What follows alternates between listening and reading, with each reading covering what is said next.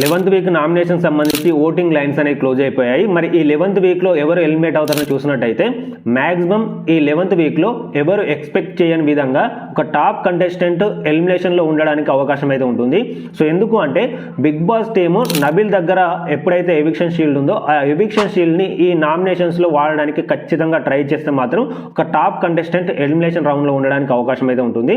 ఎందుకంటే ఆ eviction pass అనేది నబిల్ యూజ్ చేస్తాడో యూజ్ చేయడం అనేది సో తన ఒపీనియన్ మీద డిపెండ్ అయి ఉంటుంది. కాబట్టి ఒకవేళ టాప్ కంటెస్టెంట్స్ ఉంటే మాత్రం నబిల్ యూజ్ చేస్తే ఈ వీక్ ఎలిమినేషన్ నుంచి సేవ్ అవుతారు. యూజ్ చేయకపోతే మాత్రం ఖచ్చితంగా ఈ వీక్లో ఒక top contestant Bigg Boss house నుండి ఎలిమినేట్ అవ్వడానికి మాక్సిమం ఛాన్స్ అయితే ఉంది. బిగ్ బాస్ టీమ్ అయితే ప్లాన్ చేస్తున్నట్టు మన దగ్గర ఇన్ఫర్మేషన్ అయితే ఉంది. ఒకవేళ ఈ ప్రకారం కాకుండా ఓటింగ్స్ ప్రకారం ఈ 11th వీక్ అంటే ఎలిమినేషన్ జరిగితే మాత్రం సో ఎవరెవరు సేవ్ అవుతారు అనేది ఇప్పుడు చూద్దాం. సో ఓటింగ్స్లో మనకు సేఫ్ అయిన కంటెస్టెంట్స్ వచ్చేసి గౌతమ్ కృష్ణ అండ్ టేస్టీ తేజ. ఎందుకంటే వీళ్ళకి మంచి ఓట్స్ పడుతున్నాయి కాబట్టి ఫస్ట్ పొజిషన్లో గౌతమ్ కృష్ణ, సెకండ్ పొజిషన్లో మనకు టేస్టీ తేజ అయితే ఉన్నారు. సో వీళ్ళు సేఫ్ పొజిషన్లో అయితే ఉన్నారు. అండ్ ఇక థర్డ్ పొజిషన్లో ముక్కు అవినాష్, ఫోర్త్ పొజిషన్లో విష్ణుప్రియ, ఫిఫ్త్ పొజిషన్లో పృథ్వీరాజ్, చివరి పొజిషన్లో లీస్ట్ ఓట్స్తో మనకు యష్మి అయితే ఉండడం అయితే జరిగింది.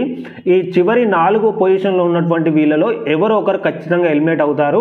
ఓటింగ్స్ ప్రకారం చూస్తే మాత్రం మ్యాక్సిమం మనకు యష్మి ఎలిమినేట్ అవడానికి అవకాశం ఉంది. కానీ ఎవిక్షన్ పాస్ పరంగా చూస్తే ఒకవేళ బిగ్ బాస్ టీమ్ అనేది టాప్ కంటెస్టెంట్స్ని పెట్టాలి అనుకుంటే అక్కడ ముక్కు అవినాష్ ఉన్నా కానీ విష్ణుప్రియ ఉన్నా కానీ మనం ఆశ్చర్యపోవాల్సిన అవసరం లేదు. సో వీక్ ఎవరైనా ఎలిమినేట్ అవడానికి అవకాశం అయితే ఉంది ఈ చివరి 4th పొజిషన్లో నుంచి. అదే కాకుండా ఒకవేళ ఓటింగ్స్ ప్రకారం చూస్తే మాత్రం ఖచ్చితంగా యష్మి ఈ వీక్ ఎలిమినేట్ అవడానికి అయితే మాక్సిమం ఛాన్స్ అయితే ఉంది.